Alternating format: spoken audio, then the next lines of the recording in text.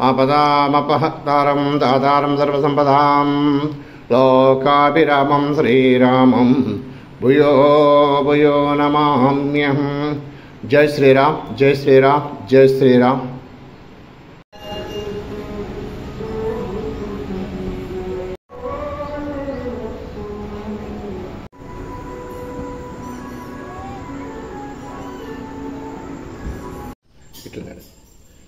पुष्पकृभ्यो नमः श्रीमते रामाय नमः।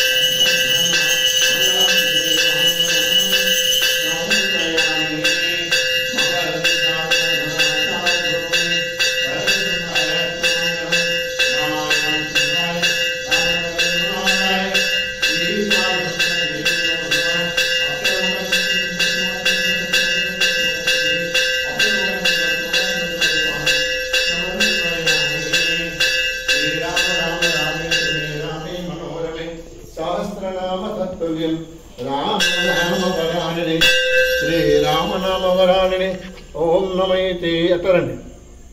जय श्रीराम। आपदामपहर्तारं दातारं सर्वसंपदां लोकाभिरामं श्रीरामं भूयो भूयो नमाम्यहं। భగవద్బంధువులారా, శ్రావణ మాసం పూజలో నిత్యారాధన జరుగుతుంది. ఈ శ్రావణ మాసంలో జీవన్ మహావిష్ణుకు పుట్టినది వెంకటేశ్వర స్వామి వారి పుట్టినది రోజు శ్రావణ నక్షత్రం. కావున ఈ నక్షత్రము శ్రావణ నక్షత్రం ఈ నెల మొత్తం శ్రావణ మాసంలో విశేషమైన పుణ్యఫలాలు ఉంటుంది. కావున ఈ పుణ్య కాలం లోపల భగవంతుని ఆరాధన చేస్తూ దీపాలను చేస్తూ స్వామివారి నైవేద్యం పెడుతూ నిత్యారాధన చేసిన విశేషమైన భక్తి జరుగుతాయి. అలాగే గోదావరి లోపల కూడా అందరూ గంగాస్నానం చేసి శ్రావణ సందర్భంగా స్వామివారికి పూజిస్తారు. ఈ శ్రావణ విశేషం అంటే ఏంటంటే శుక్రవారం నాడు అమ్మవారికి వరలక్ష్మి వ్రతాలు తీసుకుంటారు. ఈ శుక్రవారం వరలక్ష్మి వ్రతం చేస్తుంటే నిత్యమైన అమ్మవారి యొక్క అనుగ్రహం ఉంటుంది. అలాగే పసుపు కుంకుమ చల్ల ఉంటుంది. వాళ్ళు కూడా వరలక్ష్మి యొక్క వ్రతాలు చేస్తూ ఆ అమ్మవారి యొక్క కటాక్షం పెడతారు. అలాగే విశేషం సోమవారం శివునికి ఆరాధిస్తారు. ఈ శ్రావణ సోమవారంతో ఒక్క పొద్దుంటారు. శివునికి అభిషేకాలు పూజ చేస్తుంటారు. అలాగే ఇంకో వారం మంగళవారం మంగళగౌరి శ్రీ మహాదేవి శ్రీ పరమేశ్వరి యొక్క భార్య పార్వతీదేవి సర్వమంగళ మాంగళ్య శివ శ్రీనివాసానికే శరణ్యం త్రిపురే నారాయణీ నమస్తే అని అమ్మవారిని స్మరిస్తుంటే ఈ నెలలో 3 వారాలు విశిష్ట ఫలితం. శుక్రవారము సోమవారము, ఆ తర్వాత మంగళవారం, ఈ వారాల్లో ఈ నెలలో మనకు చాలా విశేషం ఉన్నాయి. కాబట్టి భక్తులందరూ శ్రావణ మాసాన్ని ఆశిస్తూ పెద్దల కొడుకు బియ్యం పడుచుకుంటారు. కాబట్టి అందరూ విశేష వరగని ఆ స్వామి యొక్క శ్రీమన్నారాయణ.